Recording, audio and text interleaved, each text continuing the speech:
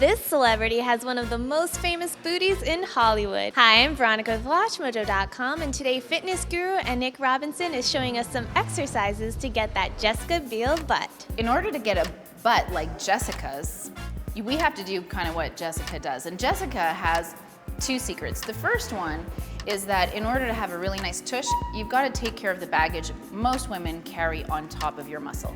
Most women carry extra fat on their hips, their thighs, and on their butt. So once you take care of your nutrition, you control your nutrition, you bring your body fat down in those key areas, unless you have muscle underneath, you're gonna have a flat butt. So what's Jessica's number two secret? She trains really hard. She trains like a guy.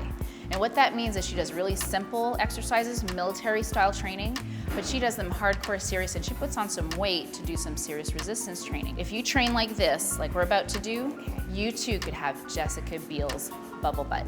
You in? Perfect, yeah, let's I'm do in. it. So our first exercise to get Jessica Biel's butt is we're going to do walking lunges. Very simple exercise. It's going to engage your glutes, all three muscles of your glutes, your hamstrings, and your quads. And how we're going to make them extra special is we're going to add on a couple of these. So we're going to take a big step forward because a lunge is called a lunge. Why? Because you've got to lunge. And drop the knee all the way to the floor. Veronica, all the way to the floor. Step into that heel, bring the foot together. All right, so that's your basic lunge. Let's layer on some perfection here. Pull up your big toe in your shoe, put all the energy in your heel, and squeeze all the way into your butt as you come up. You feel that activating. When you push into the heel, it activates all the way in the back chain of your leg. And now I want you to add on to that a belly squeeze as you come up. So push into the heel, squeeze the belly, step your feet together. Beautiful. Now pay attention to your posture. Nice tall posture as you're coming through, tucking the pelvis. And the last thing I want you to really pay attention to is that you have a 90-degree angle at both knees. That means that front leg, the knee does not go any further than your own ankle. Down, good. You're feeling your heart rate race, aren't you? So we're gonna move into our second exercise now. We're basically doing a Ballerina Plie. And the reason we're doing that is because we want to target the lateral muscles. That means it's the muscles on the side of your glute and your thighs. And because we're doing a lateral movement, that means we need resistance going laterally. First thing, we start in first position. Toes are slightly turned out, nice and natural. You're gonna tuck the pelvis nice and tall, and let's take that leg out. Down and in, good. And notice how we stay tall throughout the whole movement. And you're pushing externally. The reason we're turned out is because right now we're targeting the inside and the outside of your thighs and your glutes. So your adductors, your abductors, and the glutes, all three muscles. Drop down, let's push a little wider. Now, of course, once we start going, we're getting into cardio zone, aren't we? We start to get a little bit winded. That means we're also in fat burning mode, which is what we want as we're getting toned. And as we're coming on to the end of this series, you want to plan for about a 2-minute to 3-minute drill if you're doing this without bands, because you can do it without a band. But when you add on the resistance with these bands, you're really cranking it up a notch, and you want to do a shorter drill until your thighs start shaking. That's when you know you're at total muscle exhaustion, which is our objective for this exercise. When you get there, switch to the other leg. So we're going to review how to do the best squat for your butt. Today, to keep it simple, we're gonna use that same weight we used in the beginning, about 10 pounds. So for the classic squat, you'll notice that Veronica starts in a standing position, holding the weight close to her chest.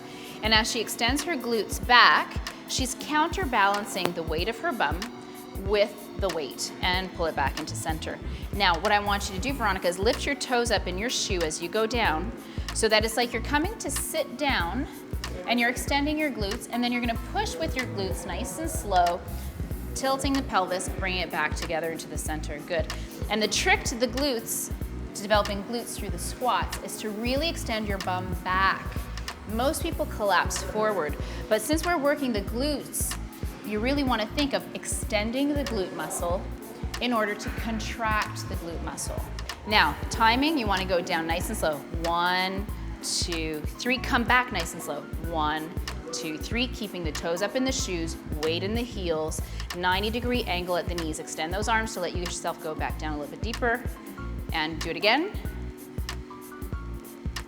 Perfect technique. One more time. Now you want to do this until your thighs and your glutes start shaking and you can't do one more. We're going to do very simple bridging, which is lying your shoulders on one surface, your feet at a 90-degree angle, and lifting the hips. And as you do that, you're going to feel powerful clenching of the glutes in conjunction with your pelvic girdle and your abdominal wall. You're going to make sure that your shoulders are well supported. Your glutes are off of the ball from the middle back, and you're actually going to hug your glutes down to the ball for the starting position. Feet are about hip width, well anchored, 90-degree angle. You're going to take your arms, cross them in front of you, rest your head on the ball, and now just bridge up, squeezing the glutes powerfully, and then hugging the ball with the glutes and squeezing powerfully. If this is too easy for you, you can layer on some weights onto your hip bones as you press up powerfully with your glutes and engaging the abdominal wall, pulling them powerfully into your center. The last exercise we're going to do is going to be simple leg raises. And when we're doing these simple leg raises, you're really emphasizing lifting your glutes and then pushing them down into the ball as you lift your legs. You're in a somewhat push-up position. You've got your hands well anchored on the floor. Your stability ball is underneath your pelvis, and your feet are spread and open on the ground. And what we're going to do is we're actually going to lift and extend the glutes and then press the glutes powerfully into the ball as we lift and extend the legs. And drop and lift. So really peek up the butt and press the bum into the ball. So you're actually using the inflation of the ball as your resistance as you're pushing the hips into the ball. So how many times should we do this each week? Do that 3 times a week with an interval day in between to rest up, recharge, and repair the gluteus maximus, minimus, and medius. Say that 10 times fast, it's really hard. Muscles in order to build up that great muscle tone that we're looking for. Okay, thank you. Thanks for having me.